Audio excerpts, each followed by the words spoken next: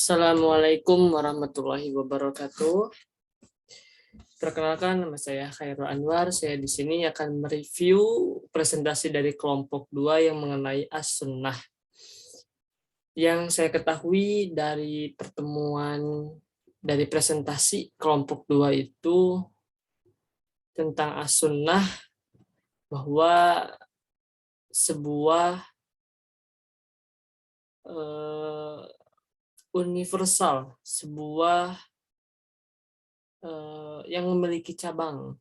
Maksudnya itu ada As-Sunnah itu ada yang dari kebiasaan, As-Sunnah itu ke hadis, dan As-Sunnah itu ada mempunyai produk-produk gitu. Terus dari hadisnya itu sendiri bahwa kita ketahui hadis itu sumber hukum kedua setelah Al-Quran, yaitu yang pertama. Dan di sini hadis itu memiliki produk, dan produknya itu memiliki 5 jenis ya kalau nggak salah. Yang pertama itu ada produk hukum wajib, produk hukum sunnah, produk hukum mubah, produk hukum makruh, dan produk hukum haram. Lalu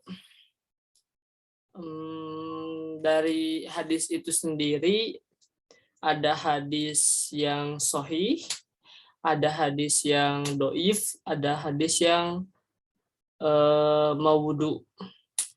Yang hadis sahih itu kita ketahui bahwa hadis yang sanadnya kuat, yang dapat dipercaya, yang menjadi patokan untuk ibadah, untuk akhlak, untuk akidah. Lalu ada hadis yang doif. Kalau hadis doif itu hadis yang ragu-ragu gitu, kerancuannya jelas. Jadi dipertanyakan gitu, masih diperdebatkan. Dan hadis doif itu sendiri hanya diperbolehkan ke bagian akhlak. Lalu ada yang hadis maudhu, itu udah pasti hadis palsu, dan ya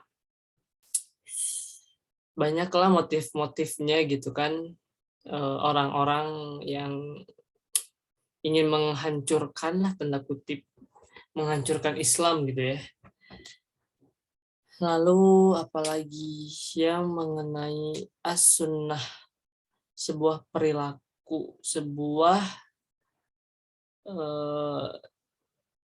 perkataan, sebuah ketetapan dari Rasulullah Shallallahu Alaihi Wasallam, itu sunnah. Dan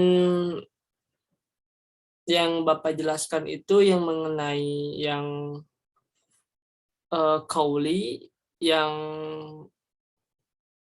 ada perkataan itu, terus fi'li itu yang perbuatan, dan ada yang takri gitu ya Pak ya, yang bagian ketetapan. Nah, kalau di bagian qauli, yang perkataan Rasulullah itu yang Bapak contohkan mengenai bahwa sholat itu kan Rasulullah itu mengatakan kepada para sahabat bahwa ikutilah apa yang Rasulullah praktekkan dalam sholat itu, seperti itu. As-sunnah, terus apalagi ya,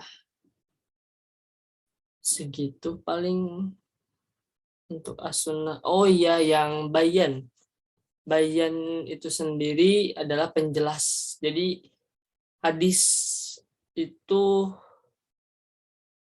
sebuah bayan bagi Al-Quran untuk menafsirkan, ya, untuk menjelaskan gitu ya. Yang Al-Quran itu cuman menyebutkan sholat, tapi di hadis itu akan diperinci, akan diperdetail gitu ya. Jadi itu fungsinya gitu ya. Kalau sebagai hukum kedua dalam Islam, itu hadis sendiri.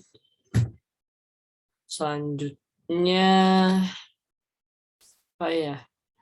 As-sunnah, hadis. Oh, yang itunya kedudukan dari hadis sahih.